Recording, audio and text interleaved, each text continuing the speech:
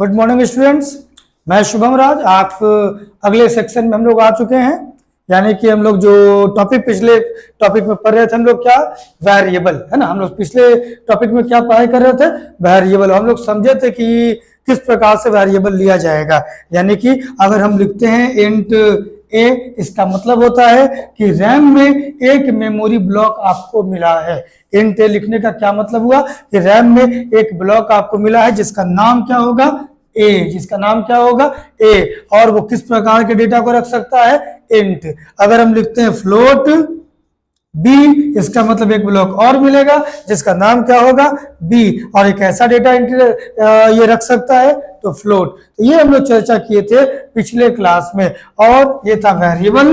अगर हम बात करेंगे अगले टॉपिक का, तो अगले टॉपिक में हम लोग क्या बात कर रहे हैं, फंक्शन का। कि आखिर फंक्शन क्या होता है। ये बहुत ही इंपॉर्टेंट टॉपिक है फंक्शन, क्योंकि फंक्शन का मतलब होता है जब आप कोई कोड लिखते हैं, लाइक मान लेते हैं आप 10 लाइन का कुछ कोड आपने लिख दिया, ठीक है। तो ये 10 लाइन जो भी आपने लिखा, अब ये कोड कैसे लिखेंगे वो तो आगे हम लोग सीखेंगे ही। अभी नॉर्मली समझने के लिए बात समझिए कि अगर मान लेते हैं 10 लाइन आपने कुछ भी ऐसा लिखा, तो इस लिखे हुए कंटेंट को, इस लिखे हुए कोड को हम लोग एक नाम दे देते हैं। लाइक इसका नाम दे दिया गया XYZ, इसका नाम क्या दे दिया गया, XYZ।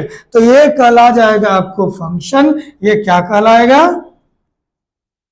फंक्शन, जिसका नाम क्या हो गया, XYZ।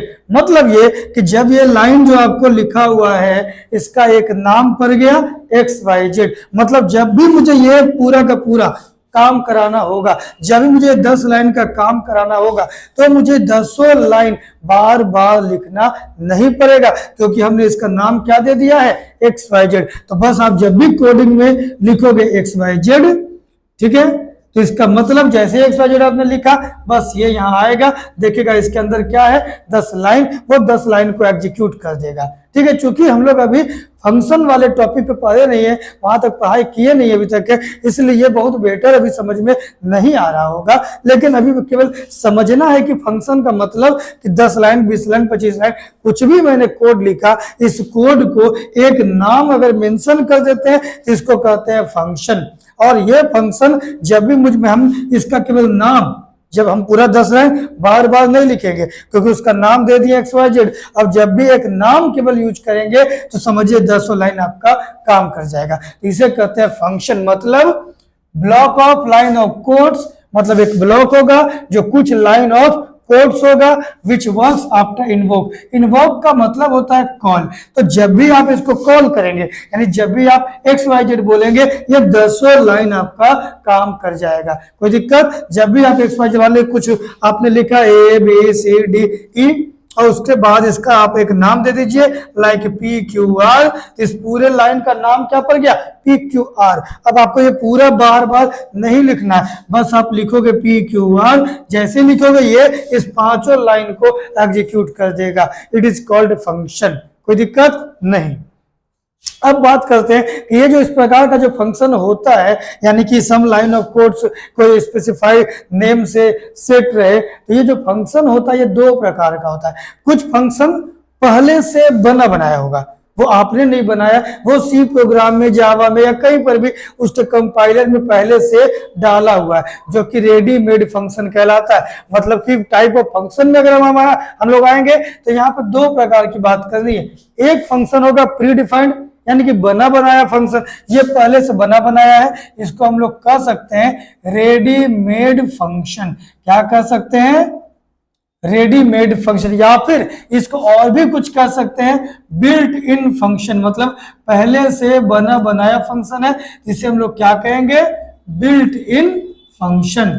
यानी कि जो फंक्शन पहले से कंपाइलर में सेट है, आपने उसे नहीं बनाया है, किसी न किसी प्रोग्रामर ने बनाया है। आगे जाकर आप भी कंपाइलर में कैसे सेट किया जाता है वो उन चीजों को हम लोग सीखेंगे। लेकिन अभी बातें हो रही है कि जो फंक्शन पहले से बना बनाया है उसे क्या कहेंगे हम लोग, प्री डिफाइंड, ठीक है, और कुछ फंक्शन है यूजर डिफाइंड जिसको हम लोग खुद से बनाएंगे। तो हम लोग जो एज ए कोडर जो सीखेंगे तो इन फ्यूचर हम लोग इन चीजों को सीखेंगे कैसे फंक्शन बनाया जाता है। लेकिन अभी हम लोग स्टार्ट में बिगिनर्स के रूप में अगर बात करें तो हम लोग क्या बात करेंगे कि प्री डिफाइंड फंक्शन का, यानी कि कहीं ना कहीं अगर बात करेंगे तो अभी जब स्टार्ट कर रहे हैं हम लोग तो अभी हम लोग इंजीनियर बने नहीं है, अभी हम लोग कोडर बने नहीं है, तो उस केस में हम लोग प्री डिफाइंड की बात करेंगे।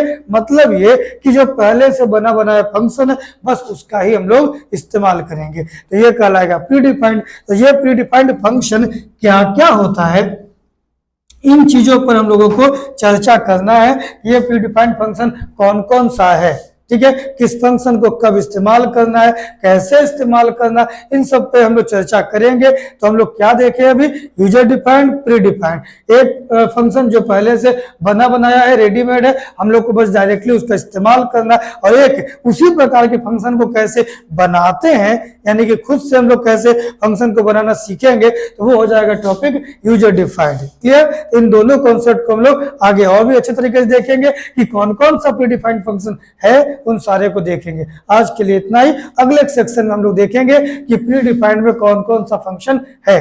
ओके, आज के लिए इतना ही, थैंक यू।